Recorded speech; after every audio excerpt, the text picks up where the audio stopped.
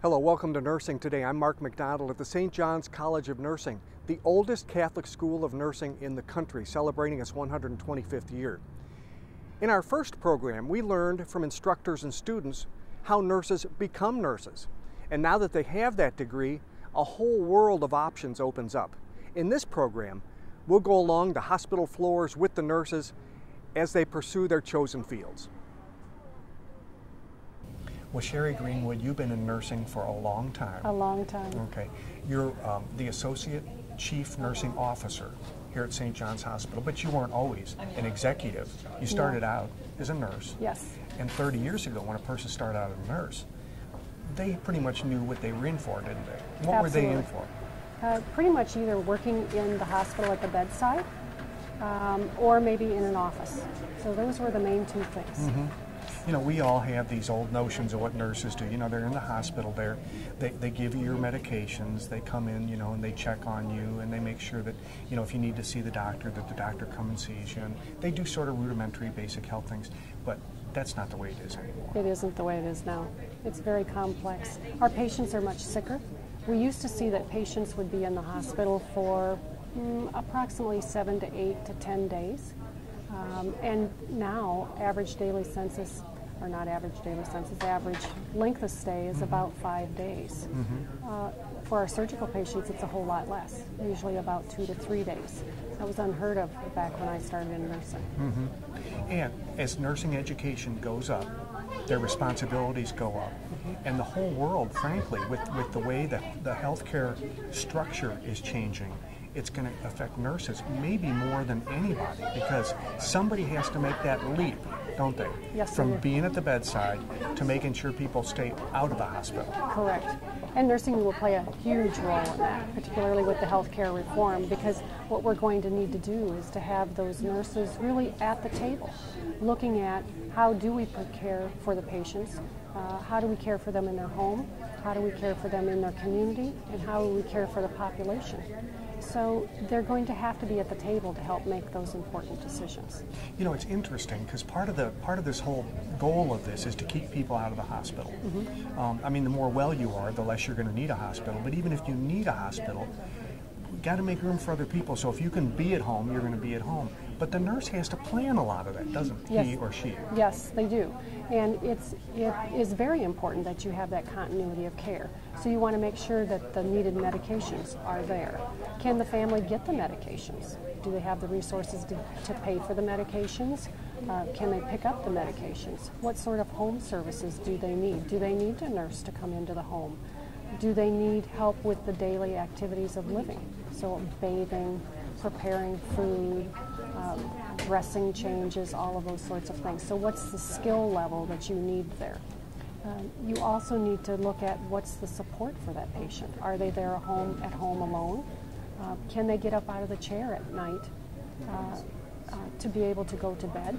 Can they go to the bathroom on their own? What are the fall risks in the home? So it's a whole cadre of things that nurse has to look at, consider, and plan for. Now, when you say planning for a patient is something new that nurses have never had the responsibility to do before. Well, we've always done some planning, but it's been more episodic. So it's been as they are in the hospital, we plan for their care there. But with the longer length of stay that we used to have, you didn't have to plan for as much as at home because they were in the hospital longer. So they were more independent when they were home. In this day and age, with the short length of stay, they are here for a very short period of time, and then we have to make sure that everything is arranged when they get there, and that they can get to the needed resources when needed. There's another aspect of nursing that I think is going to change, but fill us in.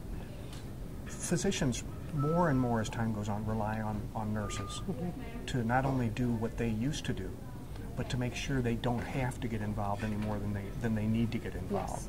So a nurse, by definition, has to be more knowledgeable and more ready, more prepared to take over a patient's health. Is that accurate? That's correct.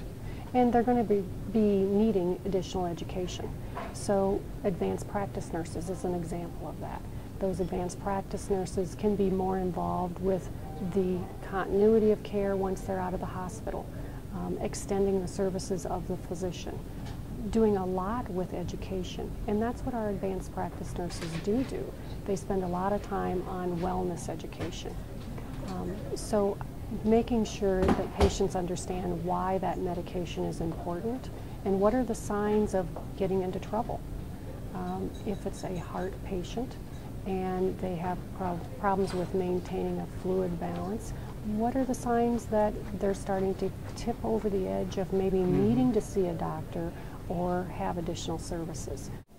Well, Kathleen Kraft, it looks like you've invited us into your kitchen for an interview, but that's not where we are. We're in the rehabilitation room.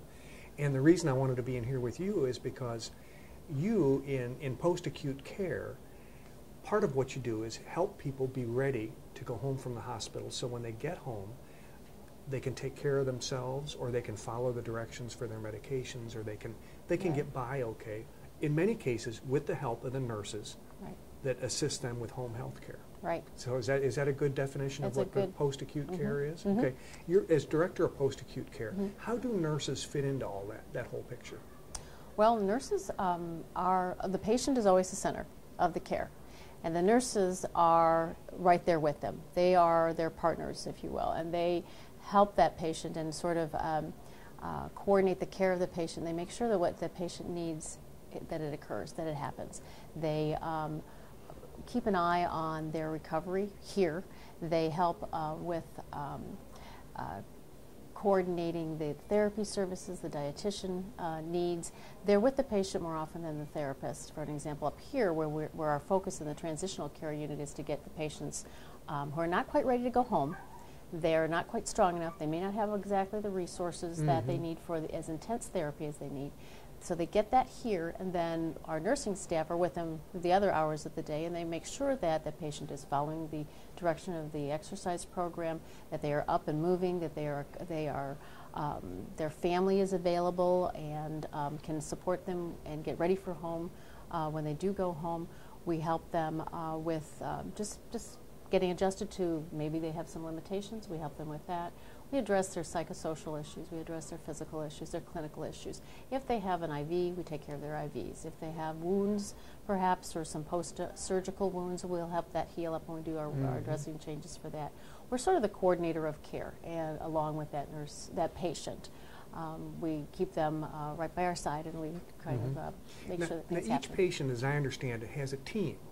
Okay, your team, and you said that the patient's at the center, but there's a physician and there are therapists and there are other people involved, but the nurse really has to be the one that brings the team together and coordinates all that. Right, and we do that because we're with them most often, and we establish rapport with that patient, and we become their go-to persons. And part of our role as a nurse is part of holistic nursing practice is to address and to care for and keep an eye on and teach about the things that are happening to this person's physical condition.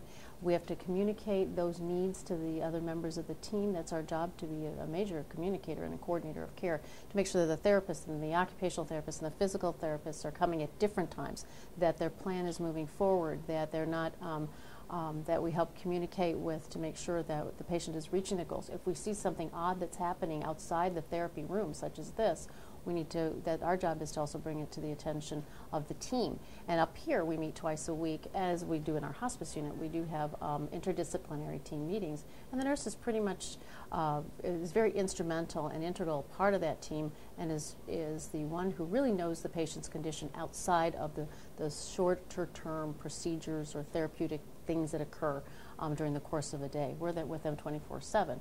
We can see how they're walking to the restroom. We can see how they're interacting with their family. We can help answer those questions and teach that family how to take care of that patient when they do go home.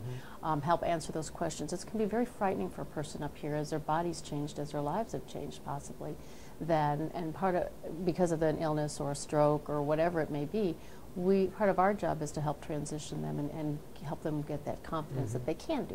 John LaGrasso, for about 20 years you've been working as a nurse in home health care. You must like it. I love it. What do you love about it?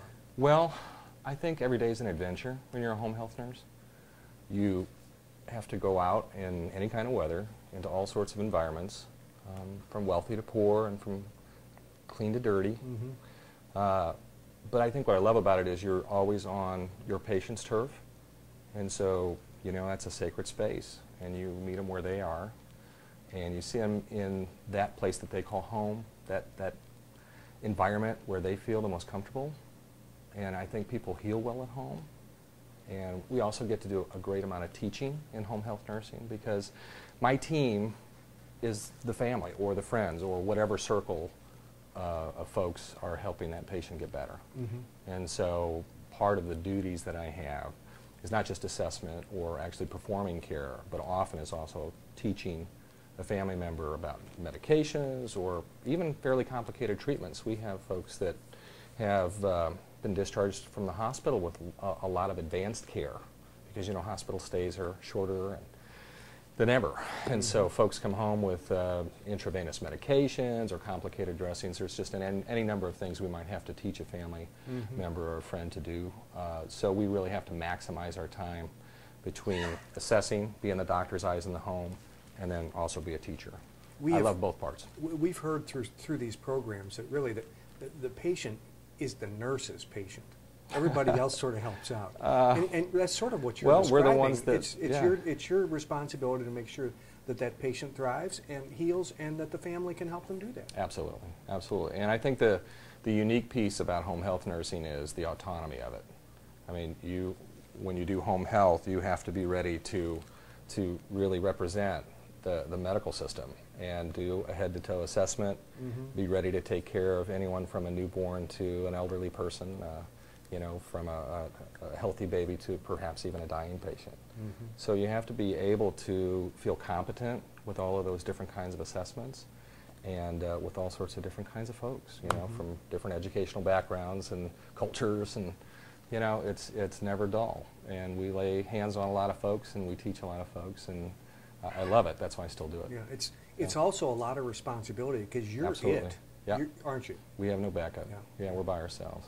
A lot of folks wonder about, you know, being out in the weather. That's not that big of a deal, honestly. The autonomy part, though, is a big deal. You have to really be an independent practitioner in your nursing field to, I think, feel good about what you're doing on a day-to-day basis in home health. Yeah, and I have great colleagues, and we have, along with nursing, we also do a lot of home health therapy. We have social work support. We really do build a support net underneath our home care patients so that they feel connected, and I think that's really, really important. Whether it's discharged from the hospital or whether we get a referral from a doctor's office, you know, we become that bridge so folks don't feel so alone and so overwhelmed by their medical care. And that's what we do. Hi, John. Martha, hi. Hi, how are you? I'm doing well today. How are you? I'm doing good. Good to see you. Looking good. Thank you. So are you? Thank you, thank you. Glad that rain let up. Yes. Give us a little sunshine. Come on in. Martha, you are one of the patients who have had multiple instances where you've needed nursing home health care. Right. Hips, heart, and now these wounds on your feet. And I guess it has saved you quite a bit of aggravation, pain, and maybe helped your health a lot. Oh, I'm sure it has. You know, being in my own home setting, for one thing, you feel more comfortable. My life, you know, is not interrupted for a half day or so, you know, trying to get to the doctor. And it's something that really works for me. Right. With the situation that you're in now, with these wounds on your legs, would you feel competent and confident in your own ability to do that? Oh, no. I've taken, when I've taken a shower and gotten the dressings wet, I've taken them off, and I have to have someone actually take them off or cut them off for me, because it's something that I can't do on my own. Right. And, of course, I guess you're still visiting the wound clinic. Yes. For assessment and for some treatment there, but this is really sort of helps in the interim, doesn't it? Oh, sure does. Well, they work in coordination with each other. John always asks, "Well, how did your clinic visit go?" And they're always wanting to know how the home health care is going. But they depend upon each other. And what is your prognosis for your health? Do you feel like these wounds you've got them pretty much licked? The left leg, yes. The right leg is still a wound about like that. And the flesh had died in the beginning, and they've had to debride it a couple of times but it's making progress. Yeah. You really need a nurse to take a look and take care of that, don't you? Sure. Right. Well, thank you. Because they do all the measurements, they do all the photographs, the measurements, and everything, you know, to monitor the progress that it's making. Well, good luck. Thank you very much. I appreciate that. Wendy Campbell, you've been a nurse for some years. Yeah, for 23 years. At some point, you made a decision that you wanted to be, you wanted to extend your career beyond being a registered nurse. And you became, you are now, what is your title now? A nurse practitioner. A nurse practitioner. Now, what does a nurse practitioner do that a registered nurse does not do?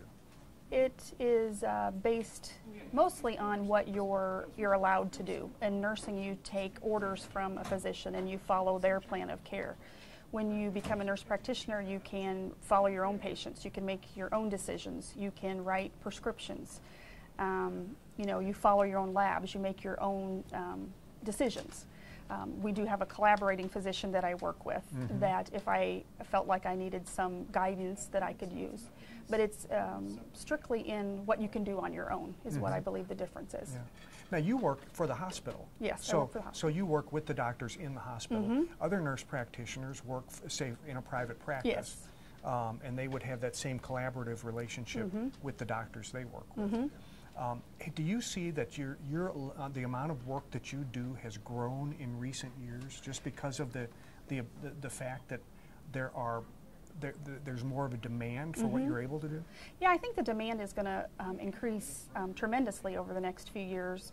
We have more and more patients to see, you know, and as healthcare comes around, we have more people that are covered, but we have less physicians coming out that are going into primary practice. So you're going to have a big need for nurse practitioners and for mid-level providers, you know, physician's assistants, to help them so that they can see more patients.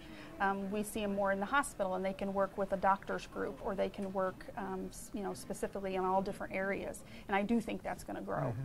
So in these specialties where there is, let's say there's a shortage of physicians, like you said, family practice, there's going to be a kind of a gap there where there will be a demand for nurse practitioners. Yes, and there will be. Do you see that going on in other fields as well? Yes, I do. I think, you know, physician's assistants, I think, are going to be needed just as well as nurse practitioners. I think we're pretty interchangeable. I think right now, you know, the job market is very vast in those two positions. You could get, you know, pretty much job placement anywhere, any place you would want to go in the country is going to have openings for them. And so it really is, as compared to when I came in about 9 years ago, there's a lot more job movability and options than there was when we first started. Now, you mentioned a term that I was not familiar with. You said mid-level. Now, is that what a nurse practitioner is, considered a mid-level? Yeah, mid-level is actually the difference between a nurse and a doctor, if you kind of think it's midway between. And it can be a nurse practitioner or a physician's assistant, either one. We basically are interchangeable with a few differences. There are a few things that a nurse practitioner can do that a PA can't do, just because of how we're governed in Illinois. In some places, they're even more so different in different states than we are. You know, but as far as it goes, that's what you would consider a mid-level. What other examples of mid-levels are there besides nurse practitioner? Are there is a midwife, for instance, is that a mid-level? A midwife would be considered a mid-level. That's correct. There's some clinical nurse specialists in the hospital that would be considered, that have advanced degrees. They usually have also a master's degree, and they have, you know, certain certifications or certain training that they have that, you know, puts them above, you know, an RN. And we do have those here in the hospital too. Those are pretty common. They might be in education. They may be in, you know, staff development. They may be doing something, diabetes education or something like that. What kind of education do you as a mid-level need beyond the RN? You have to have an RN, then you have to have your bachelor's, and most programs require that you work as a nurse somewhere for a few years, intensive care, was when I went. You need an intensive care experience. And then you have a master's after that. And the master's allows for you to take a certification exam. And then depending on what specialty you went into, I went into family practice. And so when I finished with my master's, it allowed me to take a family nurse practitioner certification exam. And then you pass that, and then you're able to practice in Illinois as a nurse practitioner. And how long have you been a nurse practitioner? About 9 years. 9 years. Any regrets? No, not at all. Not at all. No, I love it.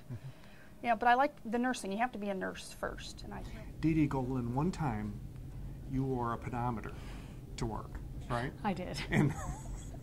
And you wanted to see how much you walk in a day. It was now, this was not a busy day that we're talking about. This was not a busy day. No, and it was a contest for the State Journal Register, actually. Yeah. And so you wore the pedometer. I how did. many miles did you walk on your job? 5 miles. 5 miles. And it was not a busy day.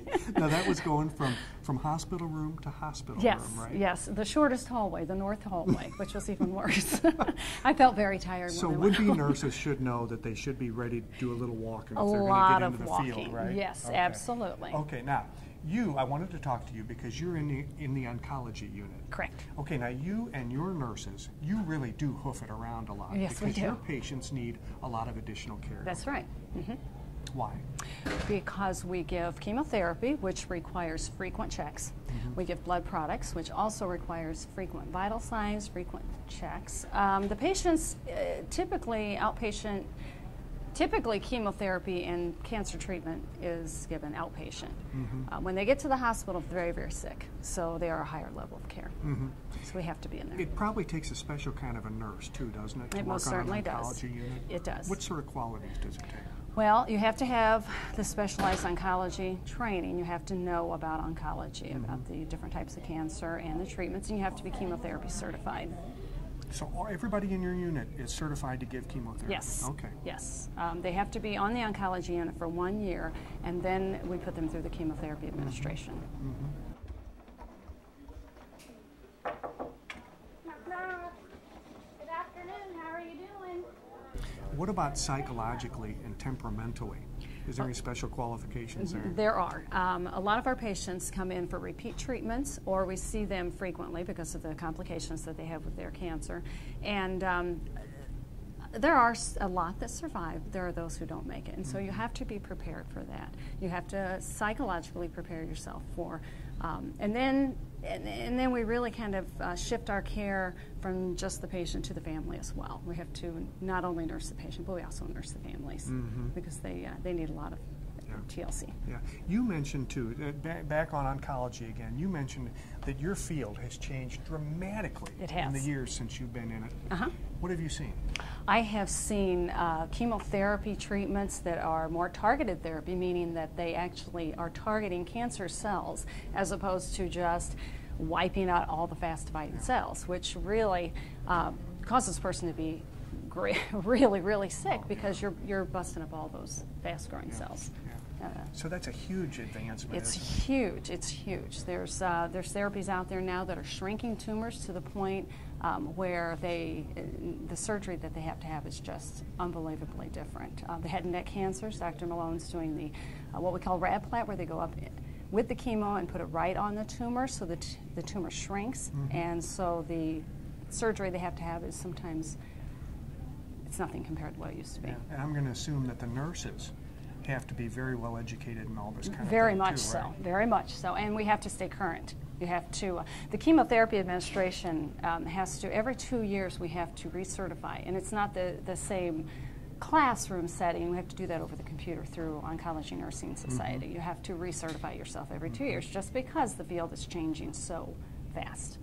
And staying current on all the new technology, cancer treatments. It's a job, isn't it? It is a job. It is. It's very challenging. It's very rewarding. Now, the neonatal intensive care unit that you work in now, is that what you've always done, or have you done a variety of other things? That's what I've always done. Okay. When I graduated nursing school, I came here to St. John's. We had done a one-day rotation over here, plus I have a little bit of history with the neonatal intensive care unit. And after I graduated, I applied for a job over here and went through an interview with the nursing director here in the NICU. and hired right in.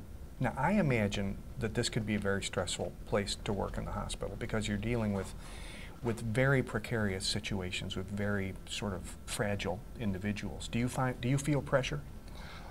Oh, there's always going to be pressure. There's always going to be stress in this job. We're not by ourselves up here. There's a team of nurses, neonatal practitioners, the attending neonatologists, all work together as a team to make sure that our outcomes are what we want to see, and that means babies going home. Is it rewarding? Oh, extremely so. Especially when you get to, you've taken care of a baby for several months, and then you get to do all the paperwork and send them home. That's right. The best thing you can do is say goodbye to a baby, right? It really is. It really is. We take them downstairs in their little car seats and in the crib that they've been in for a while, and we wheel them up to the door, and the parents actually put them into the car, and then so we get to actually say goodbye to them. It's great. The options open to nurses are far too many to describe in one program. We'll continue our tour of the profession and see where the field of nursing is headed in the next episode of Nursing Today. I'm Mark McDonald. Thanks for watching.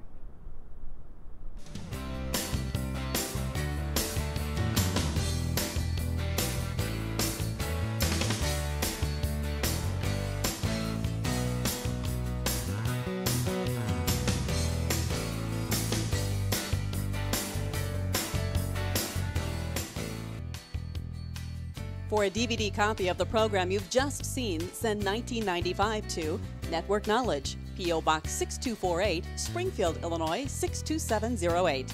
Be sure to include the program name, subject, and when the program aired. You can also order with your credit card by calling 800-232-3605.